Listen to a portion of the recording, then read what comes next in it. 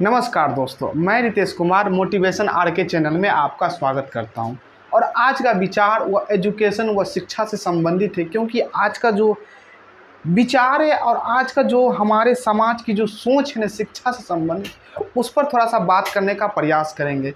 क्योंकि यही एक सबसे बड़ी समस्या है कि हम शिक्षा को किस रूप में देख रहे हैं और हमारा समाज किस रूप में इसको समझ रहा है। सबसे पहले इस चीज़ को समझने की ज़रूरत है, और इस चीज़ पर हम पहले बात करें उससे पहले हम पहले इस विचार को पढ़ लेते हैं और उसके बाद इस पर थोड़ा सा समझने का प्रयास करेंगे कि हम अपने जीवन से किस तरह से इसे जोड़कर देख सकते हैं।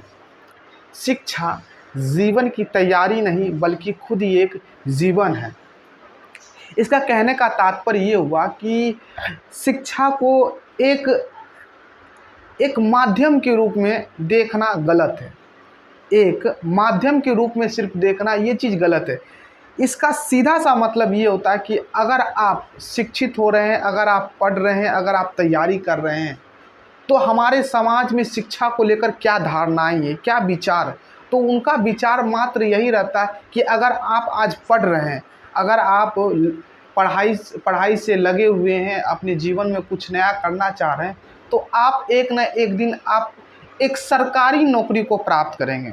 एक विशेष रूप से बात किया जा रहा है, आप एक सरकारी नौकरी को प्राप्त करेंगे जो समाज आपको एक ऊंचे पद के रूप में देखेगा और आपको एक सम्मान के नज़र से समझेगा भी कि ये जो इस समय इस जगह पर है, इसके पीछे कहीं न कहीं इनका काफ़ी मेहनत है।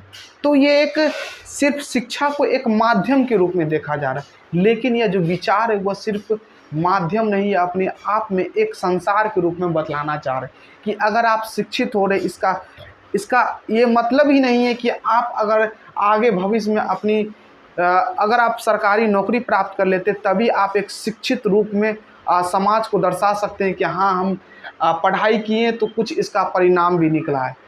लेकिन शिक्षा का जो उचित जो रियल मीनिंग आता है, उसका कहने का मतलब ये हुआ कि अगर आप शिक्षित हो रहे हैं तो कहीं न कहीं हो सकता है कि आप अपने जीवन में सरकारी नौकरी ना प्राप्त कर सकें। और यह सच्चाई भी है कि आज के जो हमारे भारत के अंदर जो बेरोजगारी जिस तरह से बढ़ रही है, सरकार भी यह क्लियर रूप से कह दी है कि ये चीज़ तो आप मन से निकाल दीजिए कि सभी व्यक्ति को सरकारी नौकरी हम दे सकते हैं। आपको आत्मनिर्भर होना ही पड़ेगा, आज होइए कल होइए, क्योंकि जब तक आप खुद नहीं समझिएगा तब तक कोई समझा नहीं सकता है। सरकार आपको इनडायरेक्ट रूप से ही कह सकती है, डायरेक्ट रूप से इसलिए नहीं कह सकती है कि हम आपको नौकरी नहीं देंगे, क्योंकि उनको सत्ता चलानी है, राजनीति करनी है और अपना सरकार आगे भी चलाना है। इसलिए आप उनकी भावनाओं को समझिए। सरकार किसी भी तरह की नीतियाँ लाती है तो उसको पहले की कुछ बातों को जोड़कर आप समझिए, क्योंकि वह पहले कुछ ना कुछ ऐसी इंगित कर देती है, ऐसी बिंदु बतला देती है जो आपको समझ में आ जाता है कि हाँ, आने वाला समय में इस तरह की भावनाएं होने वाली और इस तरह की काम हो सकता है। जिस तरह से आजकल जो स्थितियाँ चल रही है कि कोई भी सेक्टर को एक लिमिट टाइम के अंतर्गत ही सीमित कर दिया गया, जैसे अग्निवीर हो गया, शिक्षा से संबंधित भी बिहार में ऐसी योजनाएं लाने की बात कही जा रही है। ये जितनी भी जानकारी हम आपको दे रहे हैं, सारे न्यूज़ चैनलों पर आधारित जो हम सुने उस पर हम बात कर रहे हैं, या हम किसी अपने मनगढ़ंत बात नहीं बतला रहे। तो ये इस सारे चीज़ एक तरह से इंगित कर रही है कि आने वाले भविष्य में, हमारा मानना है कि आने वाले 5 से 7 साल के अंदर, या हो सकता है कि 2030 तक भारत सरकार अस्थाई सरकारी नौकरी बंद कर दे। ये वीडियो के माध्यम से इतिहास में रहेगा और ये चीज़ आपको समझ में आ जाएगी। ये हम क्लियर रूप से कह रहे हैं कि आने वाले समय में 2030 तक अस्थाई सरकारी जो नौकरियां होंगी वह बंद हो जाएगी, जिस तरह की आज जो वर्तमान में घटनाएं देखी जा रही है।